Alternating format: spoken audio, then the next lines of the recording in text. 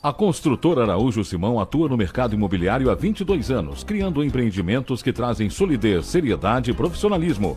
A Araújo Simão oferece projetos inteligentes e mão de obra qualificados, proporcionando um preço de venda competitivo e lucrativo. Hoje são mais de 35 obras, atendendo a todo o Vale do Paraíba, Litoral Norte e Sul de Minas. Araújo Simão, Rua Coronel Marcondes de Matos, número 35, Centro de Taubaté. Telefone 3621 4012. Construtora Araújo Simão, excelência em construção. Saúde, o maior patrimônio. Quem ama, cuida e faz escolhas por acolhimento, respeito e confiabilidade. Sua confiança é a nossa maior conquista. Laboratório Oswaldo Cruz.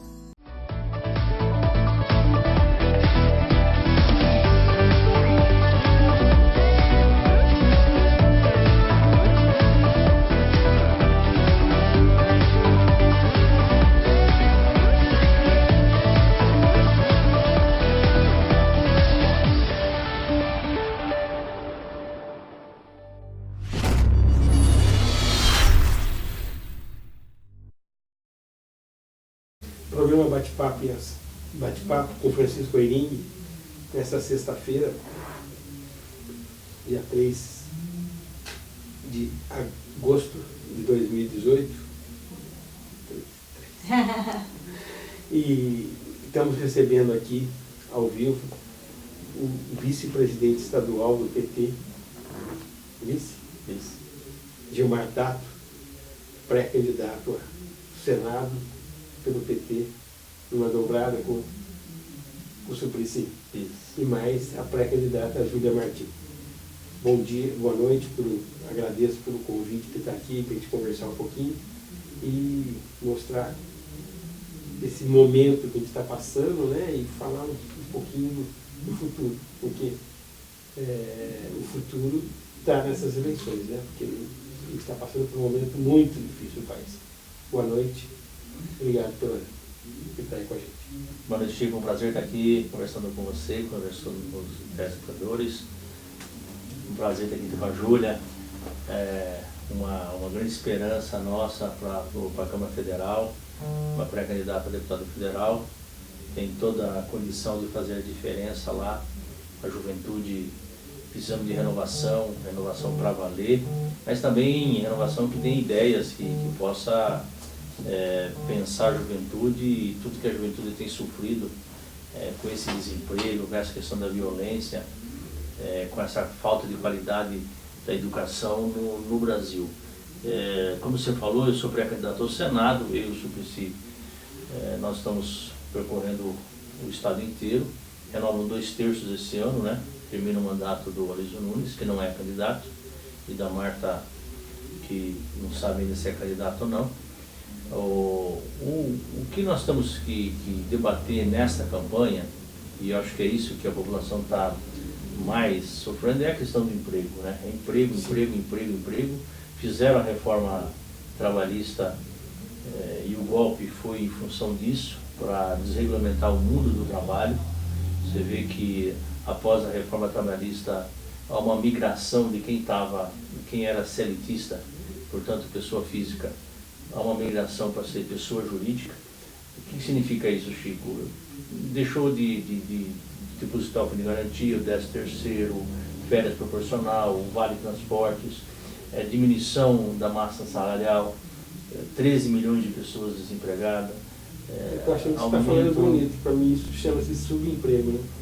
Não, é o subemprego, é exatamente isso. Demite as pessoas, contrata com salário mais baixo, é um subemprego total. Aqui no Vale, você vê que tem um debate muito forte em relação à compra da Embraer pela Boeing, que na verdade não é para expandir a Embraer, é para sufocar a Embraer.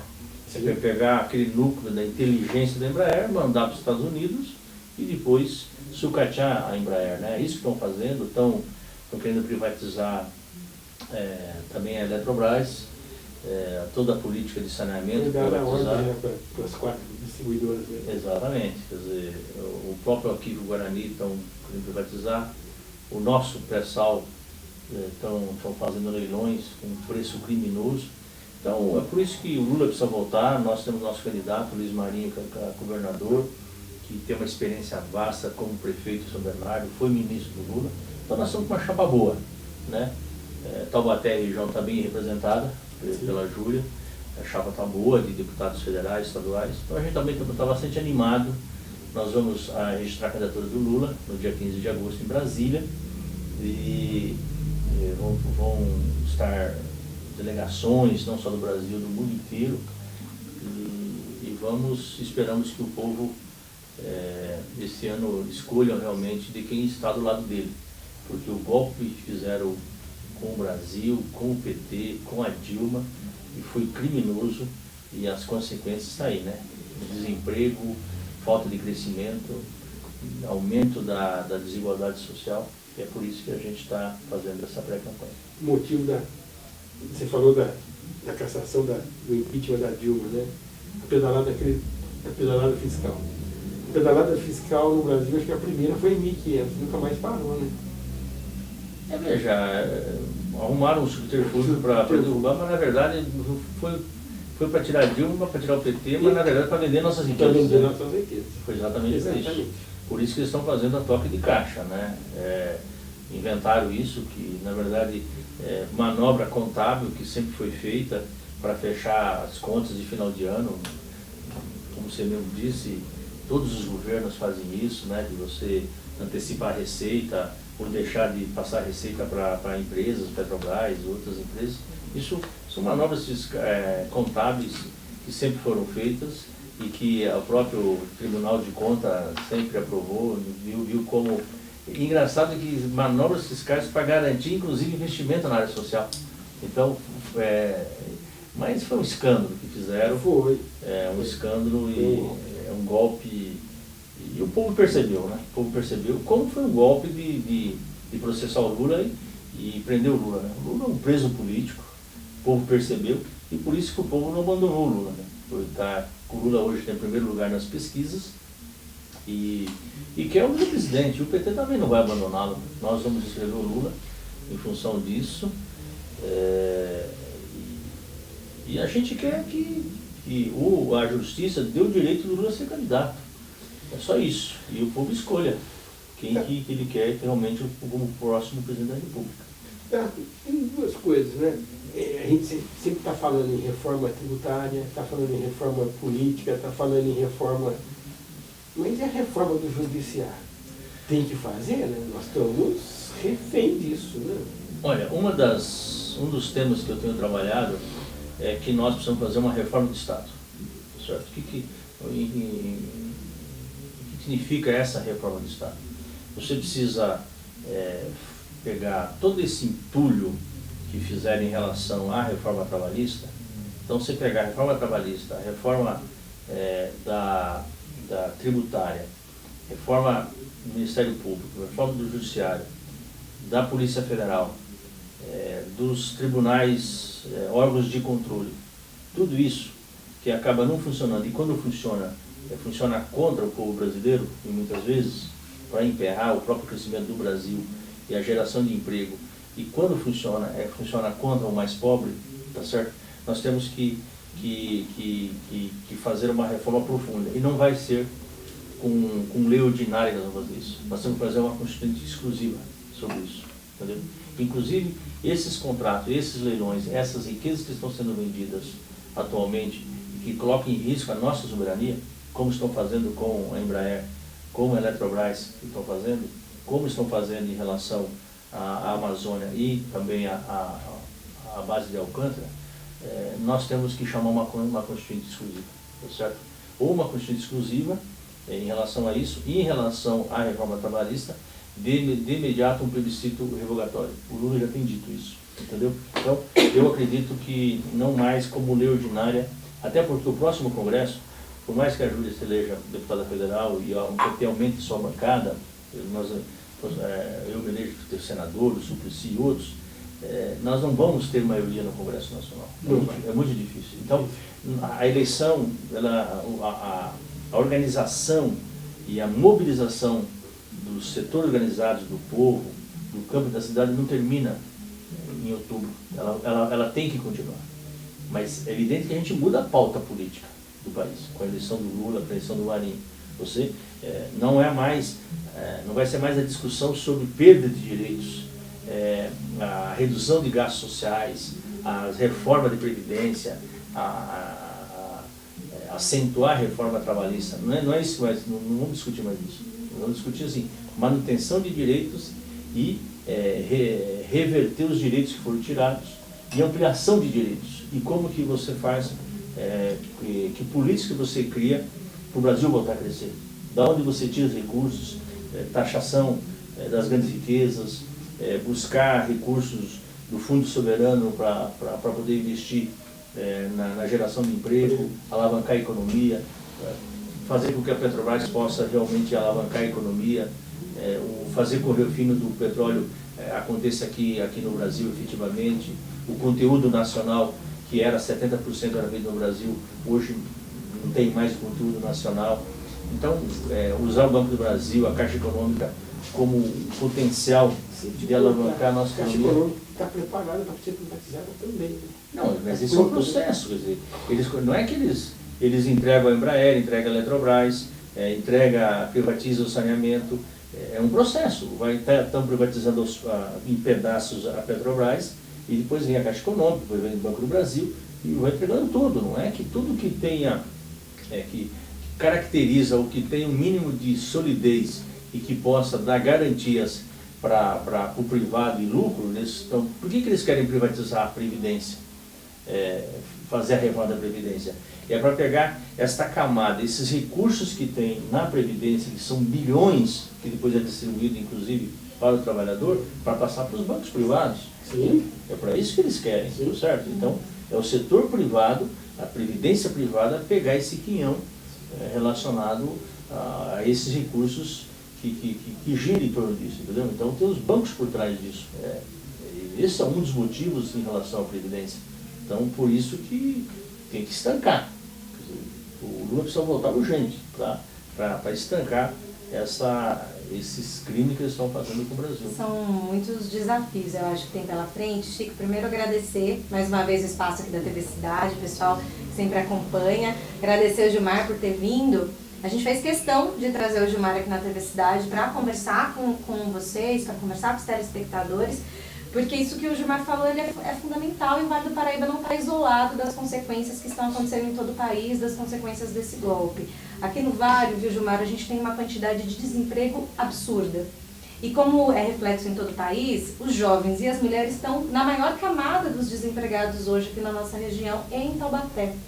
E existem várias questões que levam a isso, né? As gestões municipais, que são bastante difíceis, que não conseguem ter uma visão macro da situação, a região metropolitana do Vale do Paraíba, que não dialoga para resolver as questões da região como um todo, mas a gente precisa entender que nessa eleição a gente tem uma oportunidade de rever esse tipo de coisa. É interessante porque a gente traz o Gilmar, nós trouxemos o Suplicy, e às vezes as pessoas não sabem que esse ano nós vamos voltar para 2 senadores, né? E o PT fez uma longa conversa, um longo diálogo para que a gente escolhesse os melhores nomes para representar a gente nessa chapa, né? Então trazer o Gilmar e o Suplicy, que tem perfis diferentes, e entender a importância de que os dois consigam acessar essas vagas, porque a gente tem uma série de coisas que precisam ser construídas, é fundamental.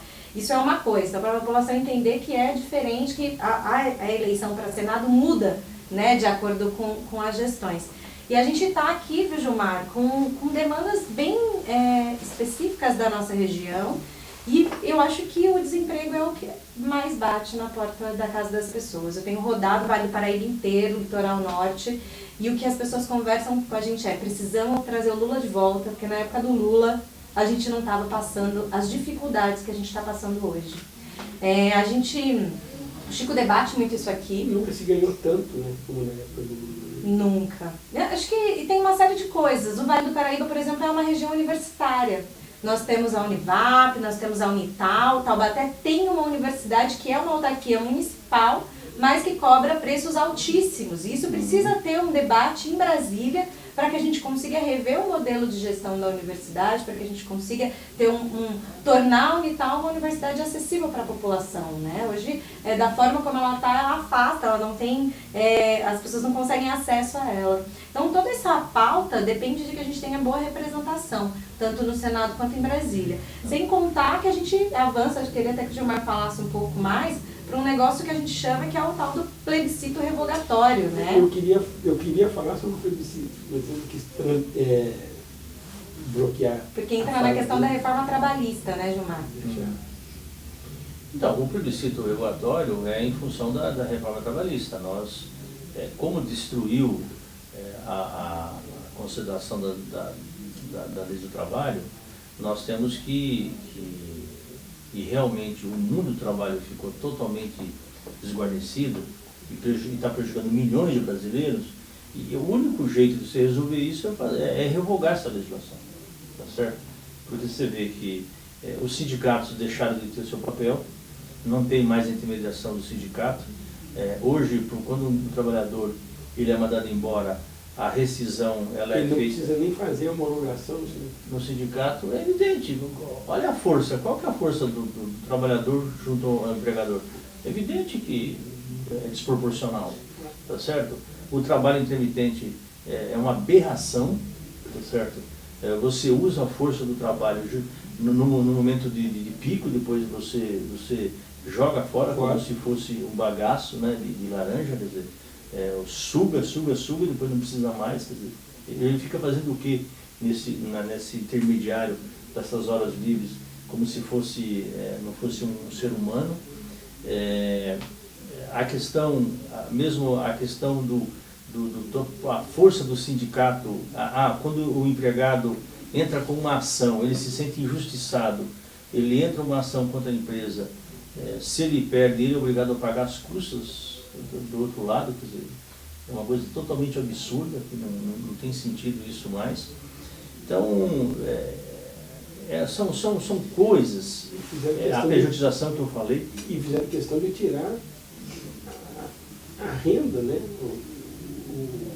como o sustento do sindicato, que é a contribuição sindical. Que é justamente para enfraquecer o sindicato, para não ter poder de força e poder mobilizar os trabalhadores. Você sabe que aqui na região nós tínhamos representantes em Brasília no momento, né, deputada e deputado federal em Brasília, que votaram favoráveis à reforma trabalhista, enganando a população de que isso aumentaria a demanda de emprego, que isso ia ajudar a gerar emprego e melhorar a qualidade. E a gente anda pelas ruas e o povo fala, a gente foi enganado. Né? Não melhorou o emprego. Não melhorou. E realmente, e quando tem emprego é o subemprego. Né? É o subemprego. E essa região, ela tem duas características que eu considero assim, importantíssimas que dá para trabalhar. Primeiro, é uma região altamente tecnológica, de ponta, tá certo? Você tem um centro tecnológico aqui, que foi o governo Lula que implantou, eu acompanhei na época que era deputado federal, e fica em São José dos Campos, mas na verdade é para a região como um todo.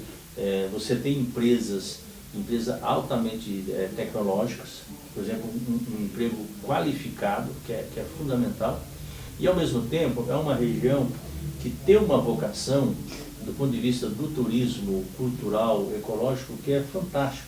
Então, e tem que discutir também isso e potencializar esse turismo ecológico, cultural, folclórico, e que às vezes não é potencializado. Então, você tem que ter deputados, senadores, prefeitos, governadores, que discutam isso junto com as universidades, a vocação de cada região. E, ao mesmo tempo, e de forma criativa, né? A gente tem aqui na região do Vale do Paraíba, que pouco se discute, o potencial imenso para a agricultura familiar.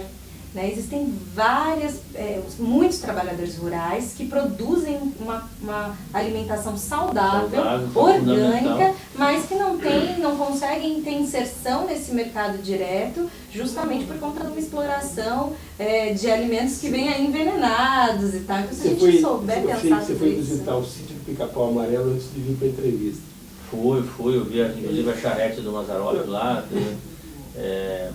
Mas além disso, também do ponto de vista de infraestrutura e de transportes, Essa região ela permite, e tem que fazer um debate também, do ponto de vista estrutural, de fazer o ferroanel, do ponto de vista da organização do sistema viário. Você precisa ter ligações ferroviárias com o Porto de São Sebastião, com o Porto de Santos. Está demorando muito para fazer a duplicação da Tamoios, há mais de 9 anos que está demorando isso. Essas ligações ferroviárias... E não se mexe na Oswaldo Cruz. Entendeu? Oswaldo Cruz, que pode fazer a extensão do Oswaldo Cruz com a Cavalho Pinto, a continuação, tá certo?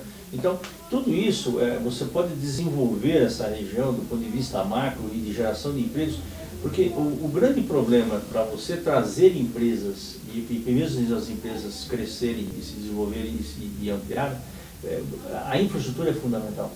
E aqui é um eixo fantástico, São Paulo e Rio, e o fato de estar o litoral e o fato de ter esse porto de São Sebastião e Santos, aqui, se você cria essa estrutura, essa logística e essa integração de modais, isso aqui explode do ponto de vista do emprego e emprego de qualidade. Isso que o Gilmar está falando, ele depende que a gente tenha representatividade no Senado, na Assembleia Legislativa, lá em Brasília, mas fundamental que a gente consiga ter o governo do Estado, que pense para isso, né? Desenvolvimento regional. O desenvolvimento regional depende de uma política estadual, e o companheiro Marinho tem feito esse debate de forma extremamente qualificada, de construção dessas vocações econômicas para cada região, faz o debate na questão da saúde, que é um gargalo, um problema que nós temos aqui na região. E o Marinho tem trazido isso de um debate extremamente qualificado, e acho que a população está no entendimento de que essas forças precisam andar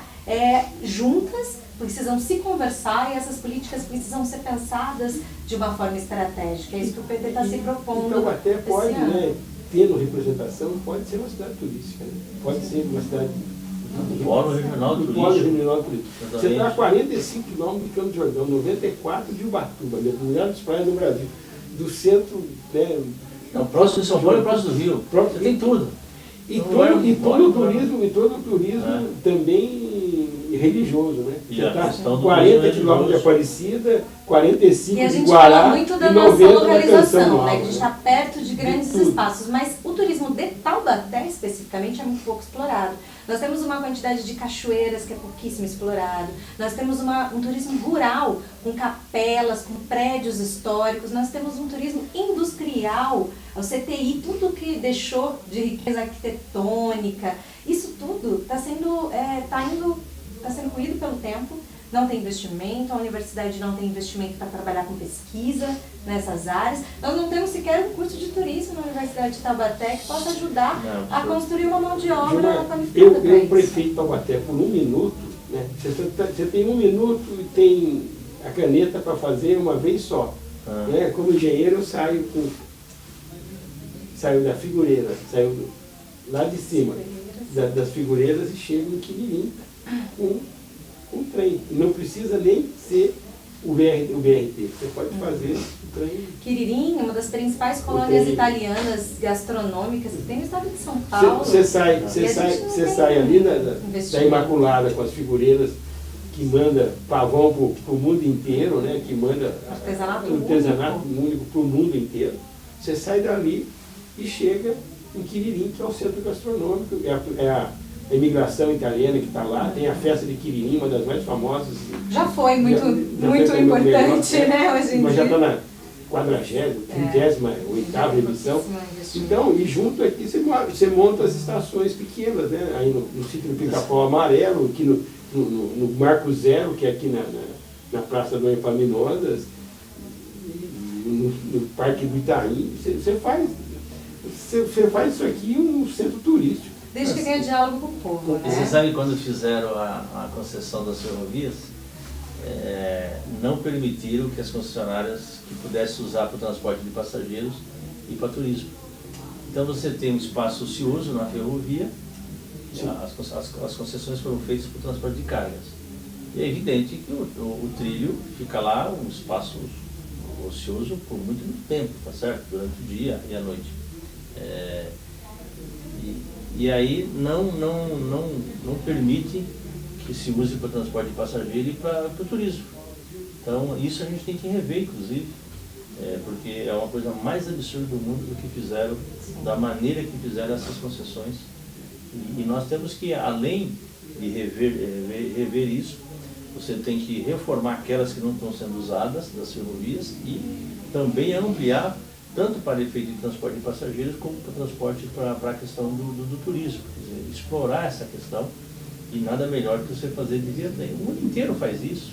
E o Vale do Paraíba é privilegiado nesse sentido, né? Nós temos condições de explorar isso para o povo, muito mais do que só para uma indústria que nem está aqui presente na nossa região, né? Então, como que a gente faz para pensar? Acho que o Gilmar é importante porque ele traz um conhecimento técnico e político nessa área, né? Já de longa caminhada, uma trajetória nessa área de mobilidade, e que consegue fazer com que a gente encontre essa política regional e some forças para aquilo, porque a gente já sabe muito bem, e acho que a população aqui está ciente de qual é o potencial, tanto que o povo não sai daqui, a população só cresce, as pessoas estão vindo para o Vale do Paraíba, mas quando a gente está falando de fome, de desemprego, de um aumento da população de rua imensa, que está extremamente ligado à questão do desemprego no Brasil, e dos jovens, principalmente jovens que conseguiram qualificação na época do Lula, que tiveram acesso ao ensino superior, mas são todos desempregados. É uma geração inteira com qualificação formal que está sendo desperdiçada em subempregos ou no desemprego. Isso precisa ser revertido imediatamente. A gente não tem mais tempo para esperar, porque a consequência disso a médio e longo prazo é catastrófica, né? Então, por que eles estão mais quase 30 anos no governo? Para que serve? Tá certo? A serviço de quem, né? Exatamente. Então, esse é o problema, né? Quer dizer, o emprego assim, assustando todos os dias, vindo todos os dias, aumento da violência, qualidade da educação piorando cada vez mais. E assim como a educação é um todo, né? A saúde também é. Sim. A saúde ela vai muito além do que a construção de hospitais. Se a gente não pensar no saneamento básico, se a gente não pensar no lazer, na qualidade da alimentação que não tenha veneno como tem hoje, se a gente não conseguir enxergar isso de uma forma macro, a construção de hospital é para receber quem já chega com questões, né? A gente precisa investir em saúde preventiva, a gente precisa investir na atenção básica. E isso é urgente. Eu acho que a população entendeu. O povo sabe que o PT tem o compromisso de agir de forma participativa e com o povo e para o povo. E eu acho que na situação que a gente está hoje aqui no Vale do Paraíba, de forma tão gritante, não existe outra alternativa senão a gente não pensar nas eleições de 2018 como uma grande oportunidade de rever o que a gente quer para o nosso futuro. A gente está chegando no final, mas eu não vou deixar de tocar num pequeno assunto. E aquilo para mim é um modelo, né? Eu fico em São Paulo todo dia, sou engenheiro. E a SP Trans, junto com os terminais todos e a mobilidade urbana que foi criada em São Paulo, Salvador está aqui. Sim, Salvador. Vocês dois eleitos podiam ajudar a gente. Não tem mobilidade aqui. Né? Os nossos ônibus disputam todo o espaço o tempo todo com carro, com bicicleta, embora a gente tenha aí uma pseudo. Para a gente evoluir em mobilidade urbana, Chico, primeiro precisa ter um outro entendimento do que é o espaço público. Ou a gente tem administradores que pensam no espaço público como um espaço democrático, um espaço pensado para pessoas, ou sempre vai ser uma mobilidade urbana restrita a interesses de grandes empresas e a outras coisas que não dá nem tempo para a gente citar aqui de tão complicado que é. Então a primeira coisa que a gente precisa fazer, não estou falando lá do Gilmar, não tem nem uma moral, que é uma pessoa que entende muito. Mas a gente conseguir enxergar a mobilidade urbana numa forma muito mais complexa. Eu participei em São José dos Campos da elaboração do plano de mobilidade urbana, estive quase um ano na gestão do Carlinhos Almeida lá. Nós trabalhamos muito numa outra lógica, onde você privilegia o pedestre, a bicicleta, o transporte público, e aí gera aquelas polêmicas, mas a população entende a importância da criação dos corredores. São políticas que são municipais, muitas vezes, mas se você não tiver uma visão macro junto com o governo do estado, elas não conseguem pensar. A gente tem cidades muito próximas aqui, né? A distância de Taubaté para Tremembé, Taubaté para Caçapava. As pessoas usam os serviços públicos das cidades de forma integrada, trabalham em outros municípios. Então, se esse transporte, se essa mobilidade também não for pensada num contexto regional, dificilmente a gente consegue caminhar, né? Acho que é isso que é importante. Tem que fazer uma tarifa integrada, do ponto de vista regional, única. Não tem sentido de você fazer tarifas diferenciadas de cidade para cidade. Um planejamento de linhas também, de horários, fazer faixas exclusivas, corredores. E é isso. Ter calçadas com segurança, generosas para o pedestre, priorizar realmente o pedestre e segurança para o pedestre, que é o setor mais frágil de toda essa cadeia da mobilidade, junto com o transporte ativo, o ciclista e outros, né, skatista, a pessoa carroceira e outros, patins. Então, e tem que ter espaço reservado para ele, com segurança. E, evidentemente, também para quem usa o transporte público. Quer dizer, o viário ele é finito, tá certo? E o usuário do transporte individual, ele usa um espaço 7 vezes maior que ele mesmo, tá certo? Então, o que sobrar é dele. Agora, você tem que ter um transporte público com segurança, com preço acessível, com qualidade, no sentido de fazer com que todos andem no transporte público, tá certo? Até para aqueles que precisam efetivamente andar no transporte individual, possam andar com transporte individual.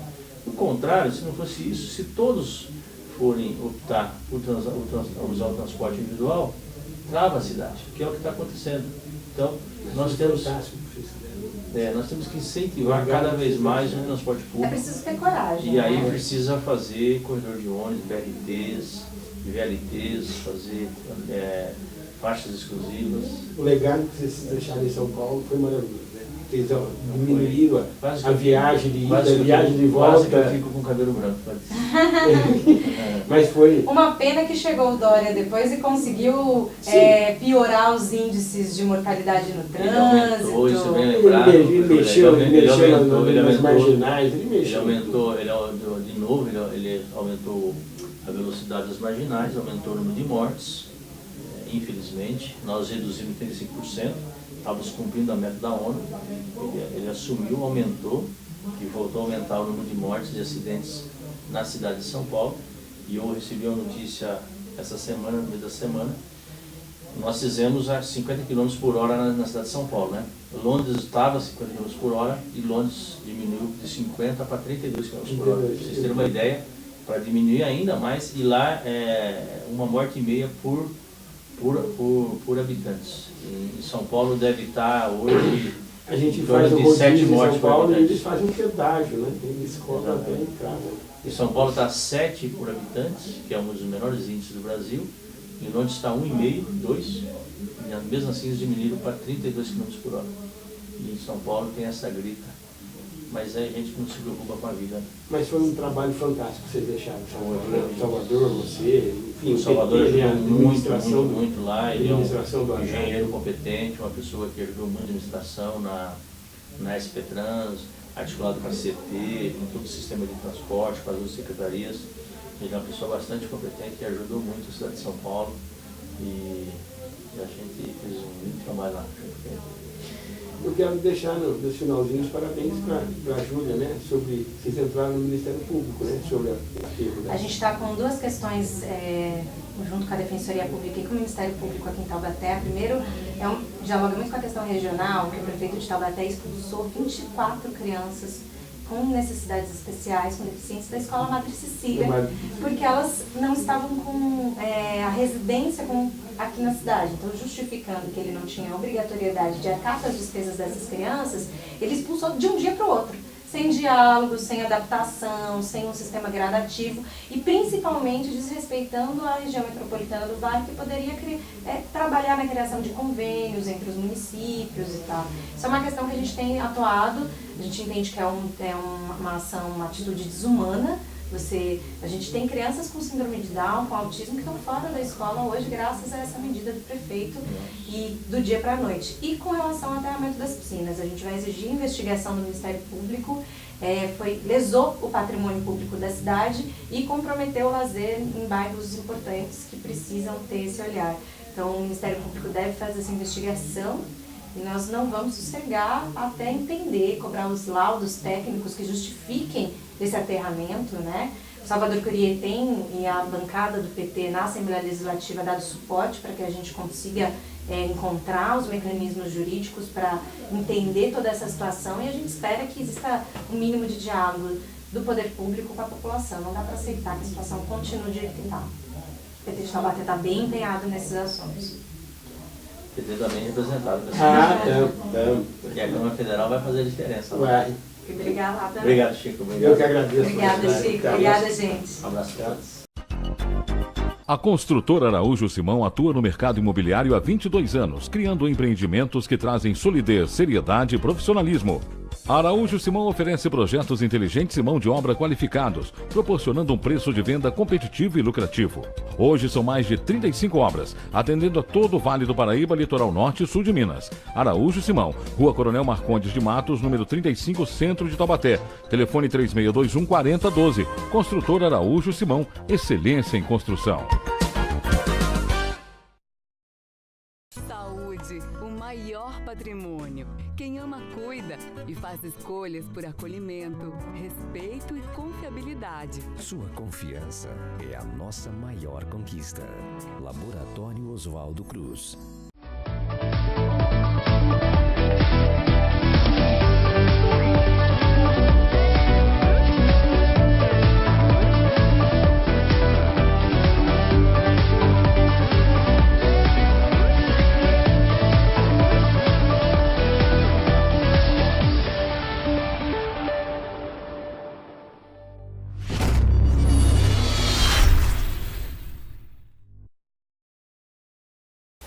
Boa noite, telespectadores da TV Cidade.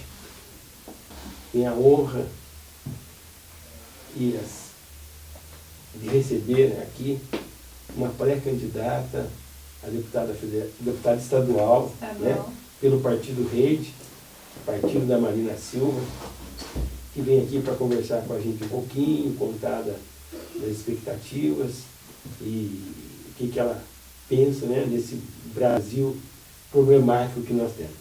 Junto com ela está aqui a vereadora, agora vai ficar brava comigo, a vereadora que não tem nota fiscal de comida. Tá certo? É uma das que tá fora do problema, né? E que mais luta dentro da Câmara Municipal. Ela não vai para o restaurante comer, mas entrou na piscina. Na piscina. Boa noite, Loreni. Obrigado pela presença também. Vamos bater um papinho. Vou aqui aprender com as duas. Boa noite, Alessandra. Obrigado pelo convite. Boa noite, Loreni. Depois vai contar um pouquinho da viagem também, né? Tá bom. Então tá bom. Boa noite. Vamos lá. Bem, boa noite. Eu estou muito feliz de estar aqui. Obrigada por nos receber. É um prazer. A Lorene é uma parceira de construção para a transformação da política que a gente acredita, e é assim, é desses espaços para poder conversar e para a gente poder se apresentar que a gente acredita que vai poder colaborar com as eleições de 2018. Sei que você vem de uma reunião agora mesmo e sei que tinha algumas dezenas de pessoas, né? E passaram, né? A gente acaba sendo bem informado. Daí gostaram das suas colocações de políticas públicas lá na Câmara Municipal, agora mesmo. Enquanto eu estava aguardando vocês chegarem, já estavam passando. Trazendo a notícia, que o Taubaté é rápido. E algumas dessas notícias veio de alguém que também é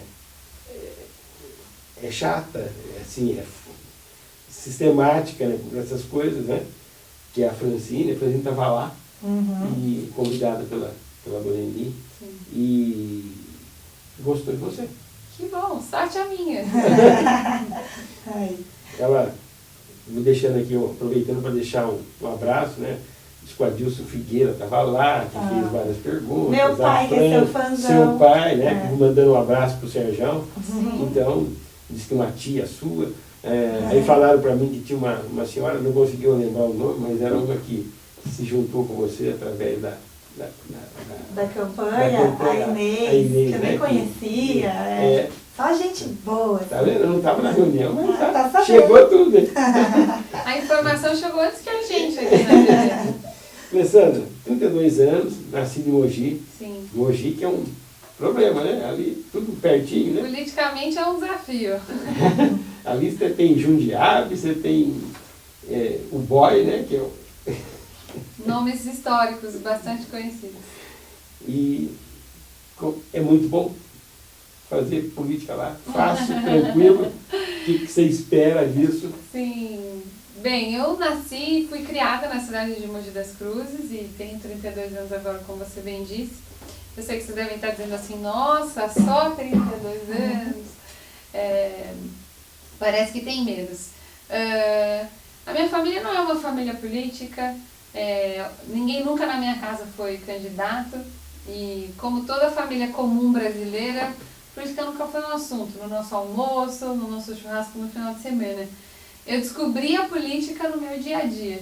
E apesar de vir de uma cidade com nomes históricos conhecidos da política, a região do Alto Tietê, que é aqui vizinha do Vale, as coisas que acontecem em Taubaté são muito parecidas com as coisas que acontecem em Mogi, né? Acho que são cidades irmãs em vários aspectos. Mogi também é uma cidade universitária, assim como Taubaté.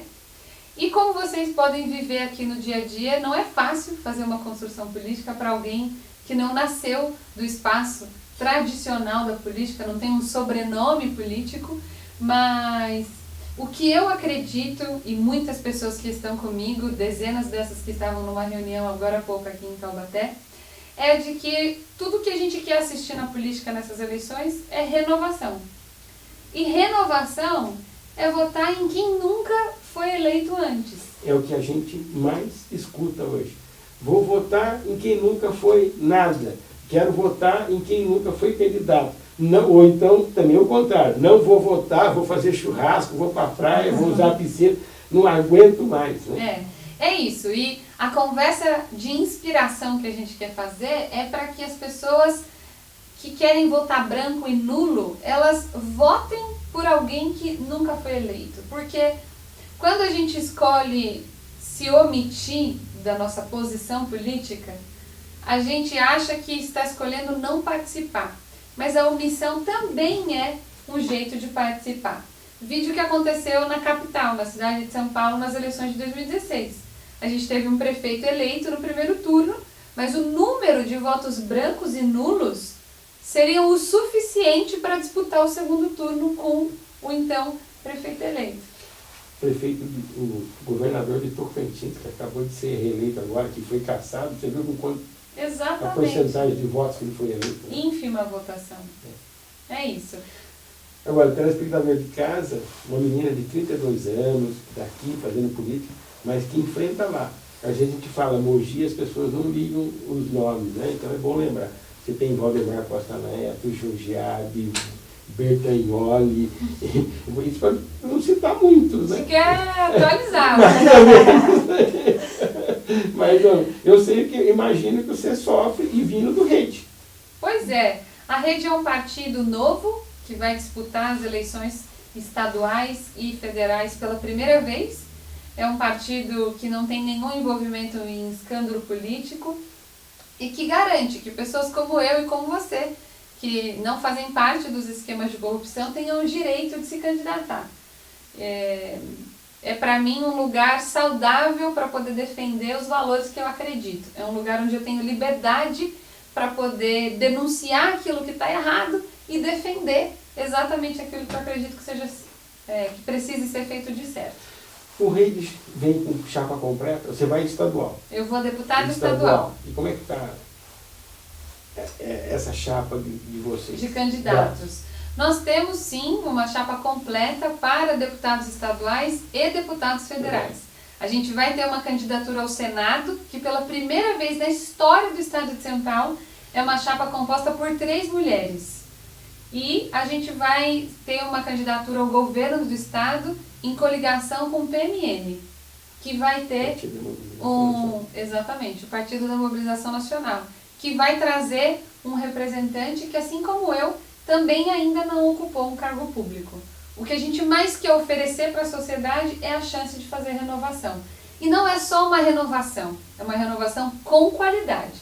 Pessoas que, como eu, fizeram um currículo, que agora eu tive a honra de entregar para você, porque se prepararam para servir a política. Uma coisa que eu conversava com a Lorene hoje é, eu e você, a gente não vai numa consulta médica de alguém que não estudou medicina. A A gente não contrata um advogado para representar a gente que não tem estudado direito. Então, por que a gente também, na hora de escolher os nossos candidatos futuros políticos, não olha o preparo que essa pessoa tem para poder ocupar esse lugar? Então, essa é uma provocação que eu quero fazer e essa é a discussão que a gente quer ter com a sociedade de bem, com a sociedade que não compra voto e que não vende voto, porque sim, tem muitas pessoas que não estão à venda e é com essas pessoas que a gente quer conversar. Não, e você começa, independente da sua campanha, nos outros lugares. Em Taubaté você começa muito bem. Muito bem. Você entendeu? Me diz com quem você anda e eu vou dizer quem você é. Exatamente, entendeu? E quando a gente brinca que ela entrou na piscina, ela entrou mesmo, né? Não é brincadeira e é um absurdo a maluquice que esse prefeito faz, né? Entendeu? Não é possível. O que o prefeito fez com as piscinas é a mesma coisa se você for para o seu dia a dia. O rapaz pegou o marido dele, pegou a mulher dele lá em casa. Qual foi o que ele tomou primeiro? Colocou fogo no sofá. Né? Não tem que aterrar a piscina. Não tem. Desproporcional a medida, né, Chico? Dona Eni, eu não tenho dúvida de uma coisa. Essa piscina vai aparecer no plano de governo do seu Edson Quirino Santos Júnior, que é o candidato a prefeito em 2020 do prefeito. Porque ele vai lá na periferia tentar convencer aquelas pessoas. E a gente está militando assim, né, no que a gente chama da nova política, na renovação, porque a gente está apresentando novas candidaturas para as pessoas, Chico, mas a gente vai ter que, junto, fazer um trabalho paralelo, que é difícil e importante, de formar pessoas para entender que precisam votar em gente como a gente, que não vai lá prometer cesta básica, porque essas duas comunidades onde aconteceu isso, Ale, são 2 bairros de periferia da nossa cidade, Santa Teresa e Marlene Miranda, com gente muito simples, que passa muita dificuldade. Era motivo de orgulho para a gente ter 2 piscinas semiolímpicas, né? Enquanto cidades estão construindo piscinas para pensar políticas públicas de desenvolvimento do esporte, formar aí futuros atletas e tal, a gente aterrou 2 piscinas sem justificativa. E aí, Chico, vou introduzir um assunto aqui que a Ale gosta muito também de falar, e o senhor sabe bem que eu sempre falo, que é o orçamento público, né? Eu sempre gosto de falar os números, eu milito, eu estudo, eu trabalho pelo orçamento, por um orçamento cidadão, em que as pessoas tenham a voz e a participação que é delas de direito, né? Para destinar o orçamento da forma como a coletividade pensa que tem que ser importante para a cidade. E a coletividade pensa que aquelas piscinas eram importantes. Por isso as pessoas ficaram tão tristes e multiplicaram e discutiram tanto isso nessa última semana, né? E aí é dinheiro nosso. Um dia foi construído, agora ele está gastando dinheiro nosso também para aterrar, e lá na frente, como o senhor bem colocou, deve estar no plano de governo de alguém indicado por ele mesmo, do grupo político dele, desenterrar a piscina de novo, né? E as pessoas esquecem, por isso o desafio da gente formar as pessoas para a cidadania, e eu também faço isso cotidianamente lá, sendo escola de cidadania, que é a missão do mandato, para aquelas pessoas da periferia que são costumeiramente compradas, entre aspas, mas com trocas, enganadas na verdade, com trocas que às vezes por necessidade e vulnerabilidade que elas passam, que elas lembrem desse processo. Olha, alguém um dia veio aqui e fechou essa piscina, isso é dinheiro nosso, olha quanto custou e tal. E a lei pode falar de números, assim como o gasto público na cidade de Taubaté, conforme o caso da piscina, é triste, né? É um absurdo, é caótico, é ineficiente. Ela tem alguns números também que são muito interessantes da gente ouvir com relação à Assembleia Legislativa e Orçamento do Estado. Eu gostaria de ouvir, sim. Pois é, você sabia que a Assembleia Legislativa de São Paulo é composta por 94 deputados estaduais? Começa por aí. É muita gente dentro daquele lugar. Para o pouco serviço que a gente escuta que está sendo produzido pelos deputados estaduais. Você lembra em quem você votou para deputado estadual em 2014? Pois deveria se lembrar, porque é um voto muito importante. Custa para o cofre público do governo do estado, por ano, 94 deputados estaduais, seus assessores e o funcionamento da Assembleia Legislativa, 1 bilhão e 200 milhões de reais. Você vai falando que eu não aguento, eu vou falar aqui. É o orçamento da cidade. É o orçamento. 1 bilhão e 200 exatamente. É o orçamento da cidade inteira de Taubaté, que 300 tem mil habitantes. centenas de milhares de habitantes, porque são 300 mil. E é também o orçamento anual da Secretaria de Estado de Desenvolvimento Social, que cuida de 43 milhões de habitantes. E vou completar, vou emendar junto com você. Daqueles 94 lá, se voltar 20, mais ou menos, já tá bom. 74 tem que ir embora. 74 tem que ir embora. Olha mais esse dado. Em 2014, a gente teve o menor índice de renovação dos deputados estaduais. 55% foi reeleito, 35% foi eleito ex-prefeito, ex-vereador, ou seja, pessoas que já tinham algum tipo de mandato e que se candidataram a deputados estaduais. Somente 11% dos 94 foram pessoas realmente eleitas a um mandato público pela primeira vez. Eu não queria... eu critico muito o Jô, né? Eu também estou gordinho. Falar que ele leva os convidados dele, não deixa ele falar. Mas eu não estou aguentando, entendeu? Quando falam em mensalão do PT, quando falam em privataria, não sei o quê, o primeiro, né? Aí falam lá do Eduardo Azeredo, que foi o primeiro mensalão, que foi o Tucano, que agora o Eduardo Azeredo, depois de 20 anos, está cumprindo lá alguma pena. Na eleição do seu Lula contra o seu Geraldo Alckmin, em 98, na segunda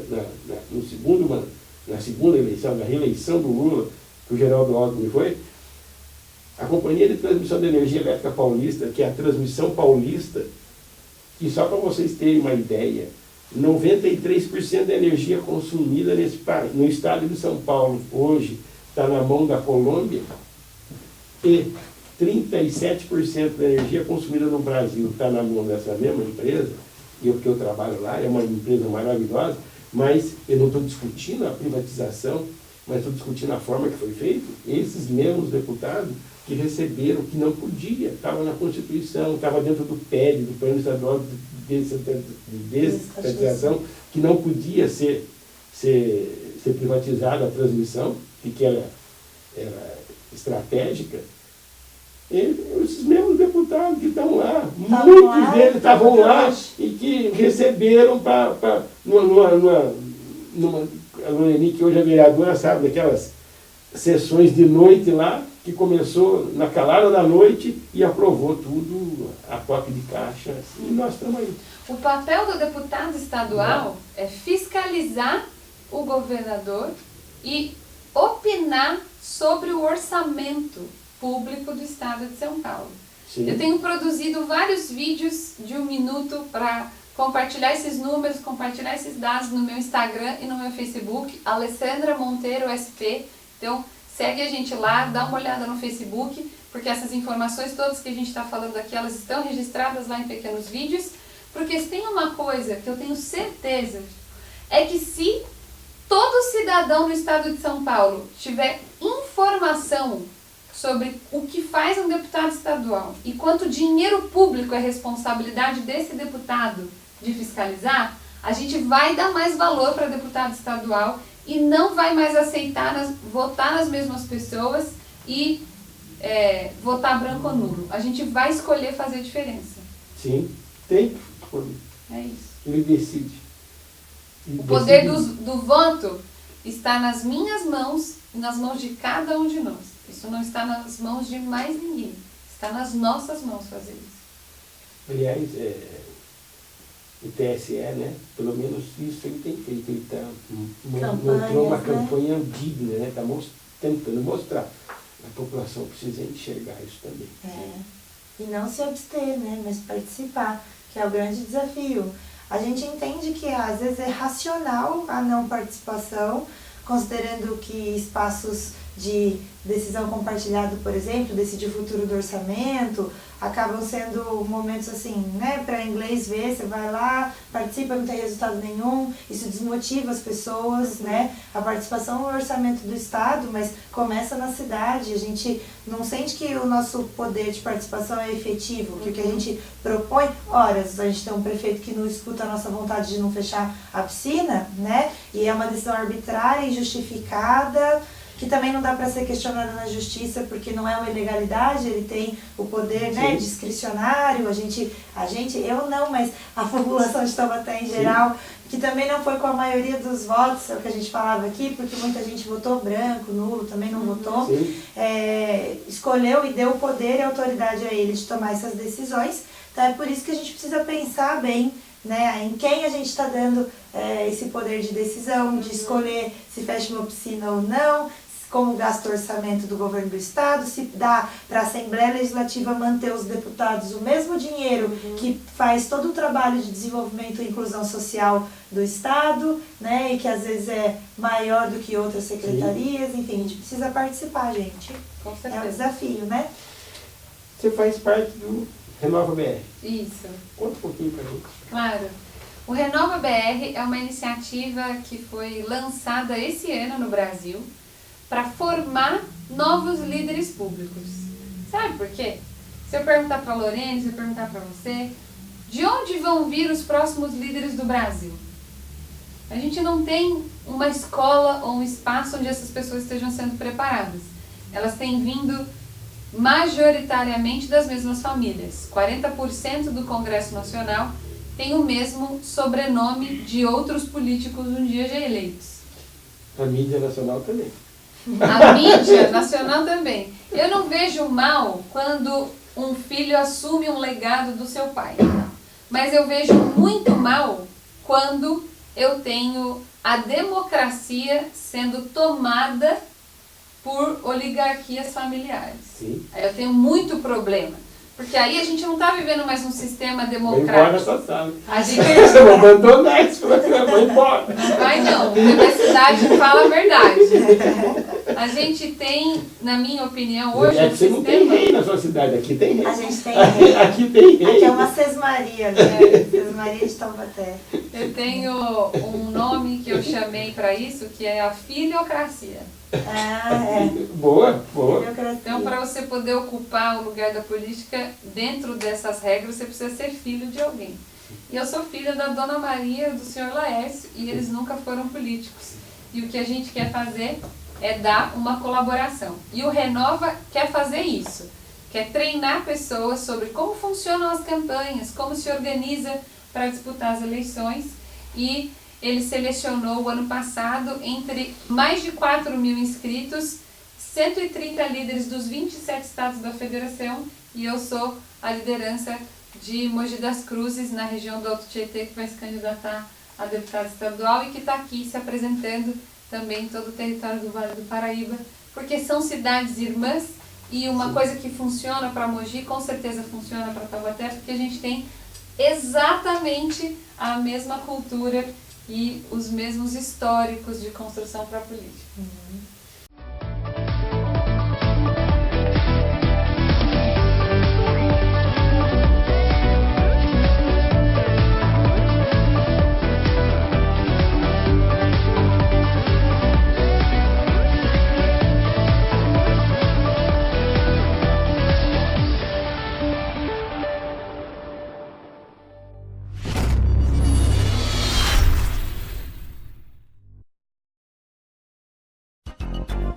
A construtora Araújo Simão atua no mercado imobiliário há 22 anos, criando empreendimentos que trazem solidez, seriedade e profissionalismo.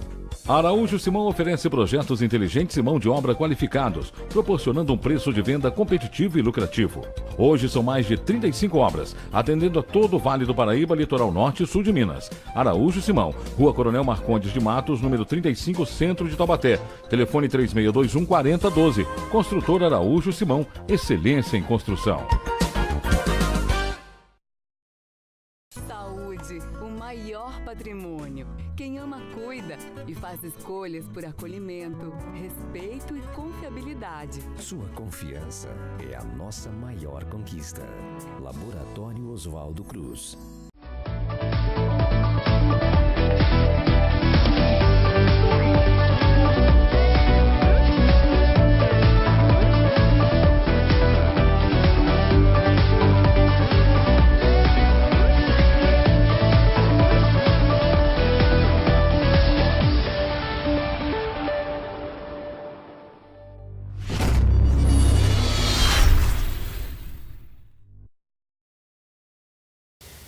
Já tem ideia? Quando, por exemplo, lógico, depende do voto branco, depende do voto útil, do voto...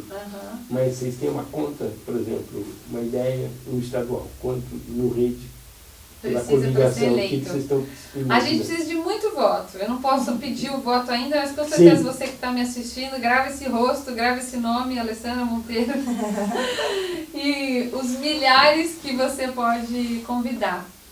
A gente tem assistido na Assembleia Legislativa a candidata com menor votação eleita em 2014 ter sido eleita com 25 mil votos. Foi uma deputada do PHS e hoje já mudou de partido. Então, na rede, a gente está considerando que a gente só tem uma coligação com o PMN, nenhum ex-deputado ou ex-prefeito na chapa, fazer aí um pouco mais que 40 mil votos. Um dos mais votados com chances grandes de eleição. Vocês vêm com a chapa a Marina para presidente, vocês vão ter chapa candidato a governador? Sim. Não, governador. Sim. E senador. E senador, chapa estadual, completa. E federal. Exato. Muda, né? São muitas opções. Está longe do PSB hoje, né? No estado de São No Paulo. estado de São Paulo. Sim. Porque o PSB está com o Márcio, né? Exatamente. Candidato a governador. Sim. E vocês não têm dobrado nenhuma. Não temos parceria com o atual governo e acreditamos numa oportunidade de terceira via. A Marina, na última eleição, pagou muito por não estar no avião, né? Se ela estivesse no avião, ninguém falava mais, né? Mas como ela não estava no avião, arrebentaram com a Marina, né? Eu não sei dentro do rede como é que vocês entendem Foi essa isso. experiência, né? 2014 foi um ano muito difícil para o Brasil, né? Para a história do nosso país, as eleições de 2014, elas não vão ser esquecidas nunca mais. Então, A Marina estreou o que hoje a gente chama de fake news, que foi a máquina do PT inventando uma fábrica de mentiras contra ela para desconstruir quem ela é na cidade e nos estados. E hoje a gente chama isso de fake news. Antes a gente achava que era só uma campanha de guerrilha para a produção, de desconstrução mesmo das candidaturas. A gente teve a tragédia que levou o Eduardo Campos, e onde Marina assumiu a liderança dessa chapa, e com muita garra, com muita força, com muita coragem, tocou essa campanha até o fim.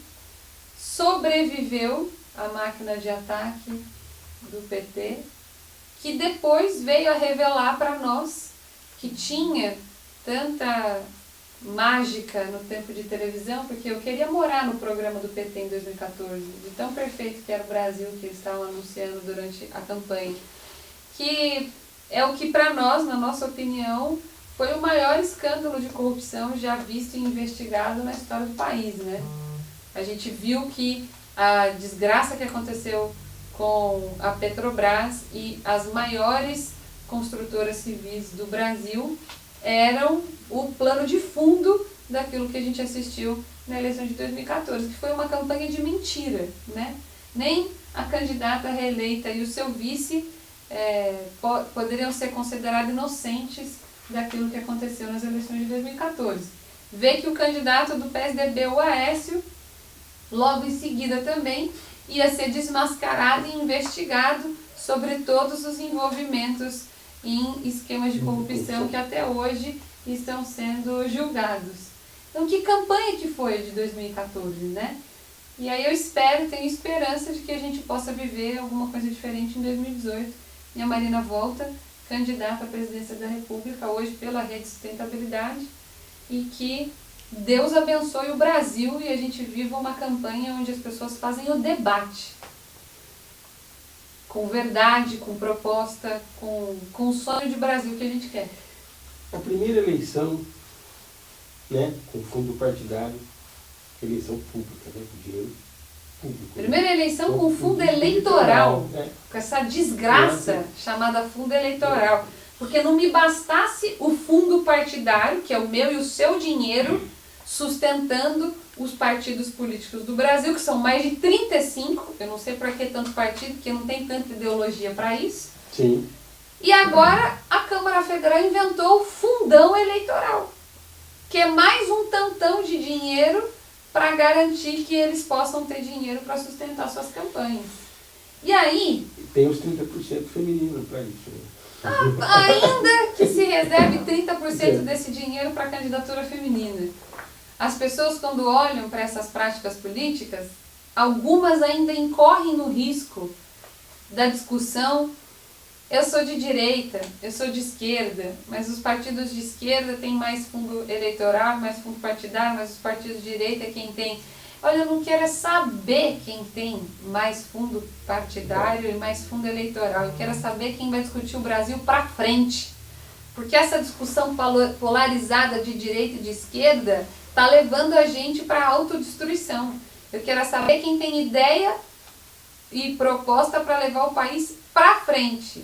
E isso é com currículo, preparo, história de vida. Não tem outro jeito de construir país se não for assim. Mas quando eu toquei no fundo partidário, por exemplo, como que o rei de... Porque tudo é novidade, né? Porque, sim, na realidade, essa é a primeira eleição com o fundo. Como que a rede está tratando disso internamente, com vocês que são candidatos? Já se falou em alguma coisa? Como é que vai fazer isso? Porque a prestação de conta, a eleição é muito curta, né? São 45 dias de campanha, então... toda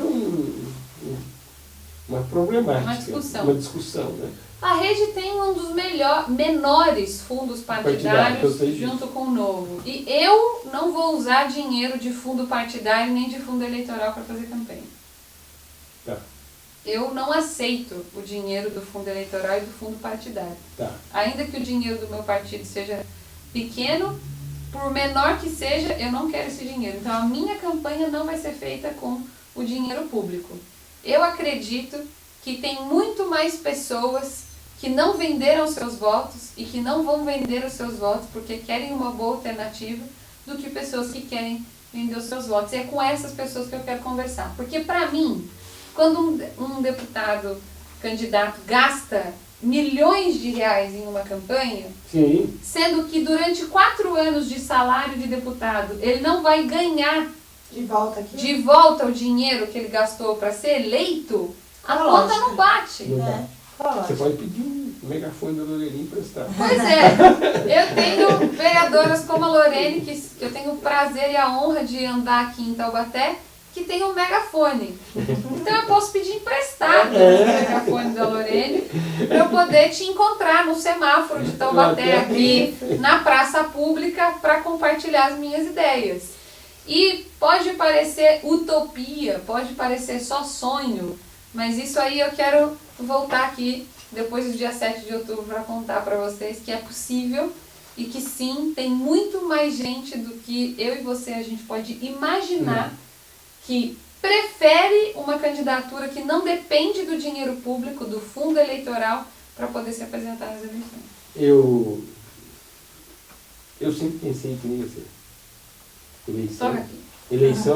Eleição se faz no semáforo, se faz na com porta as do centro pessoas. Espírita, na porta da igreja. Não é com dinheiro, entendeu? é com as pessoas. No mercado, sei lá, no campo de futebol, é lá que faz eleição. Juntou essa história, porque o meu voto, eu vou reunir lá porque eu tenho que... Só sai portaria, para não falar outra coisa. A vontade de falar mesmo o que sai. Dá vontade de falar. Entendeu? Não, a política de verdade, a política que você faz olhando no olho, através do diálogo. Então, é para isso que eu quero servir. Se não for para isso, não faz sentido me candidatar. E graças a Deus eu não dependo da política e eu posso vir para esse lugar sem amarras, sem ter que me comprometer com nada que não seja lícito, porque para mim a política é um lugar de serviço. E se Deus nos abençoe e muitas pessoas confiam e acreditam na gente, a gente vai conseguir fazer isso com esses valores, sem negociar. Não, mas é isso mesmo, é tranquilo. Eu volto aqui depois do dia 16 para pedir seu voto. Eu tenho certeza. Eu entendo que é assim que se faz política, tá certo? E não é só na política, time de futebol. Eu tenho cadeira cativa no Santos, saí daqui para assistir o jogo lá, entendeu? O Santos cansou de quebrar.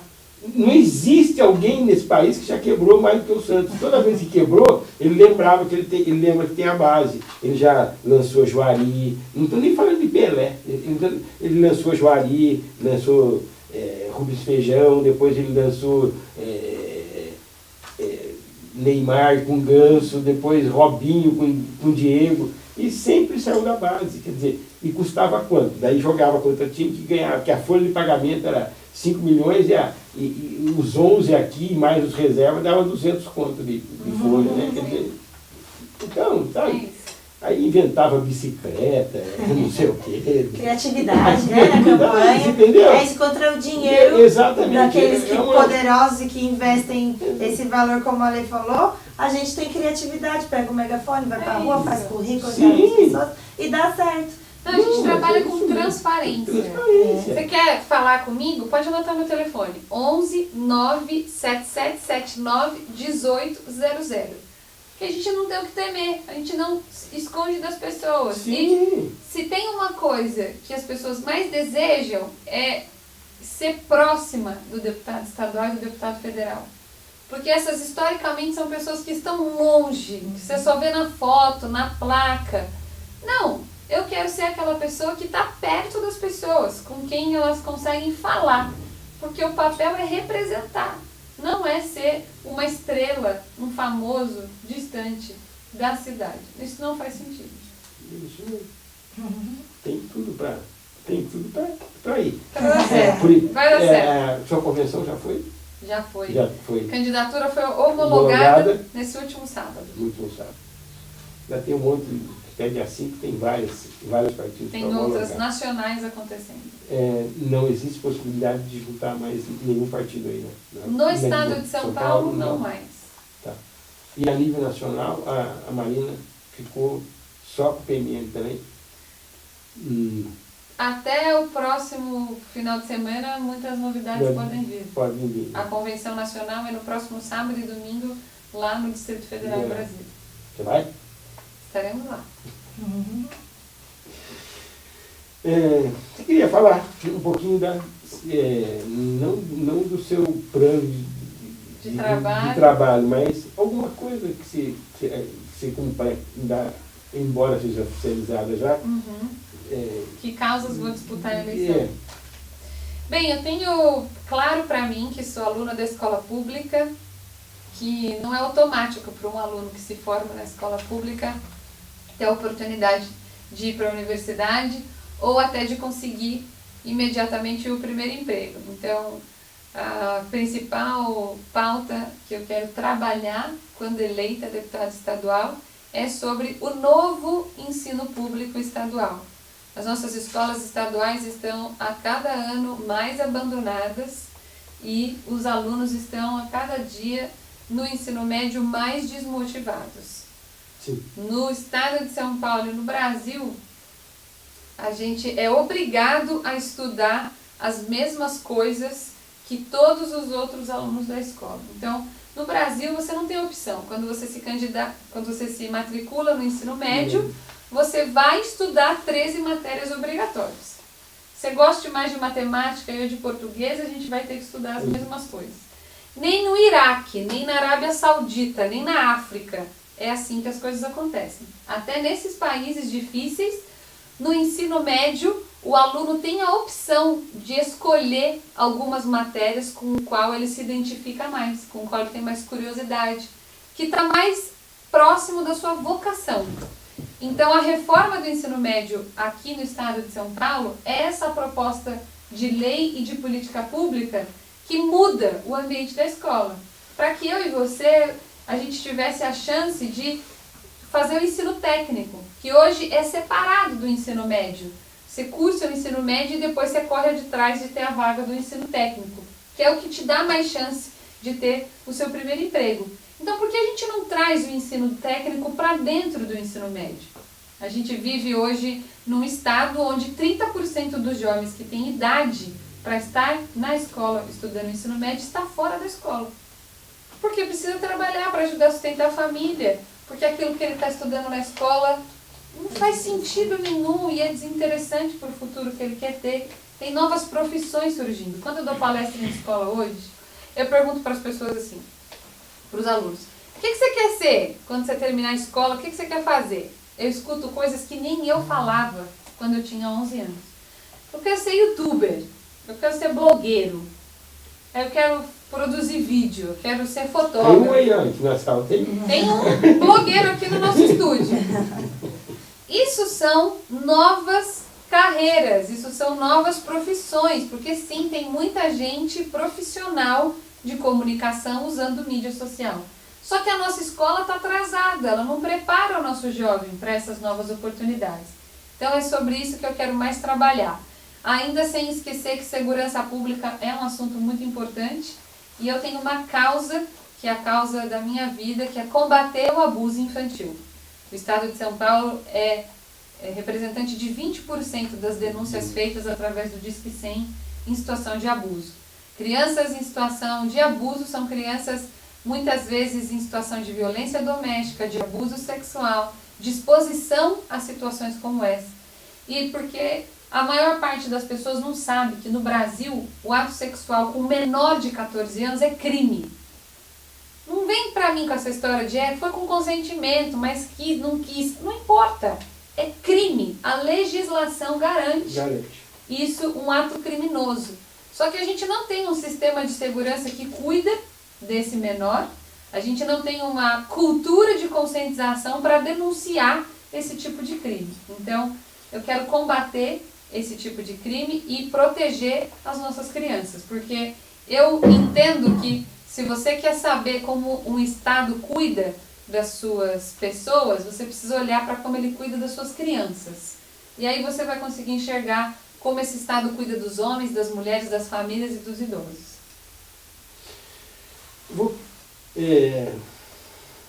Vou passar uma... Hoje nós estamos gravando, né? Nós não estamos ao vivo, mas se tivesse ao vivo, com certeza você já teria recebido aí pelo menos umas 2 ou 3 conotações, que embora não seja do deputado estadual, mas eu sei que a sua liderança você pode ajudar. Inclusive, o Dimas está sendo preparado já, ele vai começar uma campanha que a gente já está preparando aí. Sim. A gente não aguenta mais a tabela do imposto de renda. Com certeza. Tá? Ninguém aguenta o sistema tributário brasileiro. Então, acho que você sabe, né? Eu sou futura deputada, não existe nada na legislação. É vontade do presidente da República, é vontade política. É vontade política de atualizar a tabela. As tabelas do imposto de renda hoje eles estão 94% defasadas. Então, quando você vai para um aumento coletivo, para um acordo coletivo de trabalho, e você consegue 3 ou 4% de aumento, às vezes você não está colocando dinheiro no bolso do trabalhador com 4% de aumento. Não é um aumento real. Não é um aumento real. Às vezes você consegue fazer ele mudar de faixa, em vez de ele ter aumento, ele acaba pagando mais. Então, está se juntando um movimento, eu sei que não é uma pauta estadual, mas você pode levantar a voz na Ser uma voz da causa, com certeza. E a gente vai começar isso agora, a gente está preparando o Dimas para fazer isso. A gente vai cobrar isso dos representantes. Justo. Se você puder levar isso... Conta comigo. Isso eu posso falar para você que eu estou falando em nome de engenheiros e mais engenheiros desse estado de São Paulo. Conta comigo, fico à disposição. Eu fico aqui, mas eu venho aqui de bico, porque eu não tenho nada não tem nada de jornalismo. Sou engenheiro mesmo. À disposição, Chico. Como eu puder servir para melhorar essa pauta e outras que podem ser da necessidade de cada indivíduo, eu vou estar à disposição. Eu sou uma fiel defensora da liberdade dos indivíduos. Então, quando o sistema tributário rouba a minha liberdade de acumular riqueza, de gerar emprego, de criar negócios, de empreender, eu vou querer sempre estar ali pronta para poder defender o nosso direito de ser livre, de usar o nosso dinheiro, a nossa aplicação e fazer do nosso trabalho aquilo que a gente bem entender, segundo a Constituição Federal. Mas aí você se preocupa também em distribuir a riqueza acumulada, né, Lê? Fala aí para as pessoas. Se preocupa com quem está com a liberdade para acumular. Para mim, esse é um papel... Mas o tributário justo que distribui. É isso. Para mim, esse é um papel do Estado definitivamente. É de rever o sistema onde a gente não tem a realidade hoje do Brasil, onde pobres arrecadam mais impostos do que ricos. Sim. Então, isso não está certo.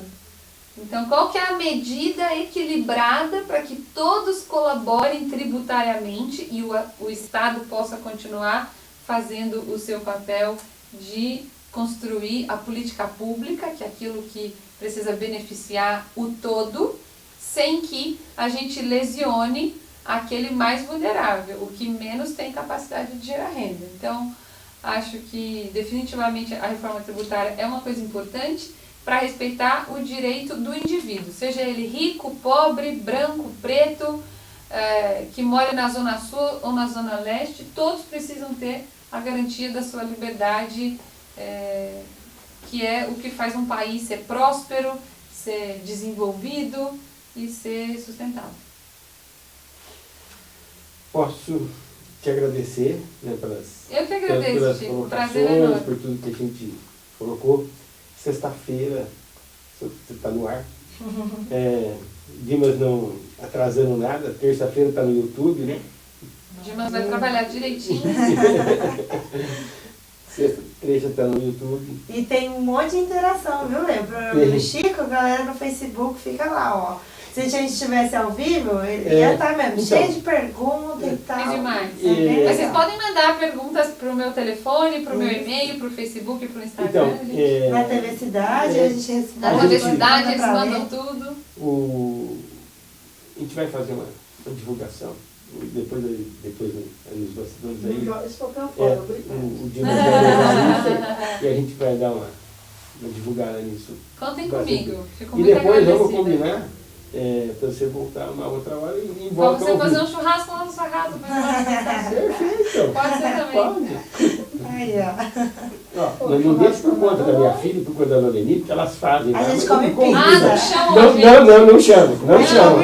A Loreni é ótima de fazer festa. Ela tá brava comigo, Chico. Porque ela fez festa de aniversário, gente, depois que ela voltou de viagem, eu só vi a foto dela na internet. É que foi uma festa atrasada, eu só chamei a família, assim, pra comemorar. Ela vai fazer uma agora só pra eu e o Chico a gente poder ser convidado. Pra comemorar depois, né, da campanha. Isso, pode ser. Pode ser antes também. Pode, tá bom. Pode chamar a Fran lá, fala pra Fran fazer lá. Mas ela não chama, viu? Não adianta. Não, vai chamar. Só chama ela. Vai chamar. Mas vamos marcar para você vir. Não tem problemas, como nós somos uma TV comunitária, mesmo com a campanha você pode vir, tá? Não vai ser caçado por isso. Nós não transmitimos o horário eleitoral, mas nós somos obrigados a abrir o espaço. Então, mesmo durante a campanha... Conta comigo. Voltarei. Voltarei. Vamos combinar com a sexta-feira que vai ao vivo. Ótimo. Vamos sim. E daí, eu garanto que quem pergunta, se não vier, eu fabrico as perguntas para você. Mas vem. Não precisa, não. Veio um monte. O meu pai é o primeiro. O pai dela é o primeiro. Muito boa. O pai dela me acompanha mais do que ela, eu acho. Meu pai tá lá. Não, eu divide. Né? Família unida. Região do coração. Região, um abração pra você, viu? Obrigado. Oi, pai. Então, agradeço, Lorene. Obrigada. E a Lorene também está devendo uma, né? Que aquela uma você acabou no. Eu estava no mestrado, falei pra ele. É. E aí a aula era sexta-feira à noite, eu não conseguia vir no programa. Aí agora acabou as aulas, tô só entregando lá, discutindo democracia, participativa, orçamento participativo. E aí agora acabou as aulas, eu posso vir sexta, então pode me chamar, que eu venho. E a hora que você vir vai acabar em pizza, mas a nota é minha. Eu não como as pizzas com as notas, muito bem. A gente acaba em pizza saindo pra comer pizza depois daqui. Mas eu pago a minha comida, que vocês sabem que eu sou contra as regalias. E não uso, então não corre nem o risco de ter uma nota fiscal minha lá no balcão da Câmara Municipal, né? Que é difícil. Teve um vereador aí segunda-feira na praia, não teve coragem de falar comigo. Ah, é? Cumprimento foi de hoje. É. Você sabe, Chico, pra fechar assim, nessa onda, quando a gente não faz nada errado, não tem pra que esconder, não é mesmo? Sim. Eu penso assim, eu sou transparente, eu mostro pras pessoas, a gente tem rede social e posta lá o que é na rede social. Você comentou da minha viagem, outro dia eu conto da minha viagem, mas eu fui fazer uma Eurotrip aí, primeira vez na minha vida, que foi super legal, uma vontade que eu tinha. Já viajei antes de ser vereadora para outros países.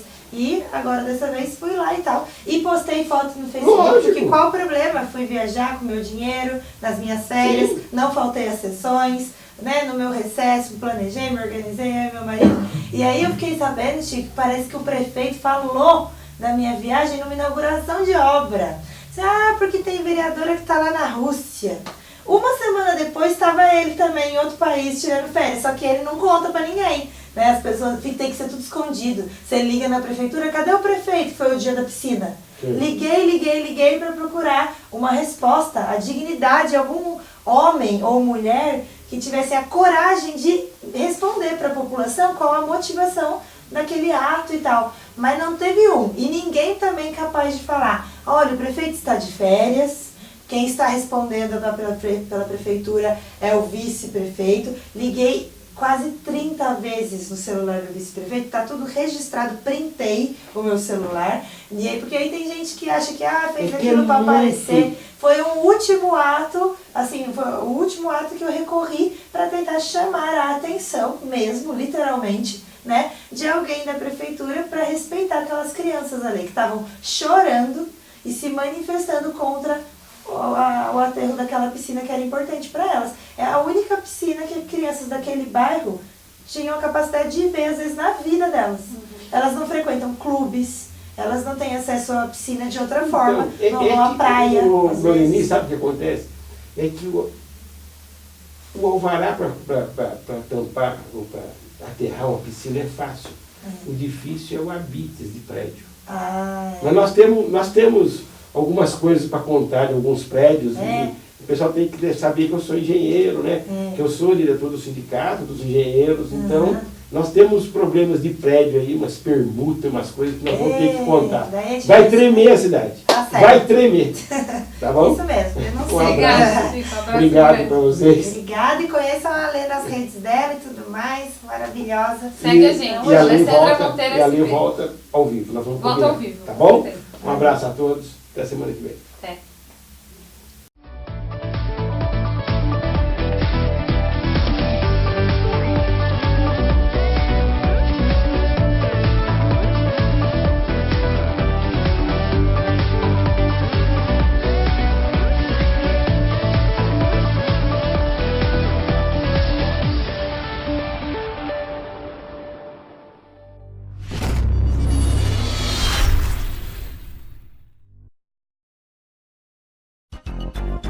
A construtora Araújo Simão atua no mercado imobiliário há 22 anos, criando empreendimentos que trazem solidez, seriedade e profissionalismo. Araújo Simão oferece projetos inteligentes e mão de obra qualificados, proporcionando um preço de venda competitivo e lucrativo. Hoje são mais de 35 obras, atendendo a todo o Vale do Paraíba, Litoral Norte e Sul de Minas. Araújo Simão, Rua Coronel Marcondes de Matos, número 35, Centro de Taubaté. Telefone 3621-4012. Construtor Araújo Simão, excelência em construção. Saúde, o maior patrimônio. Quem ama, cuida e faz escolhas por acolhimento, respeito e confiabilidade. Sua confiança é a nossa maior conquista. Laboratório Oswaldo Cruz.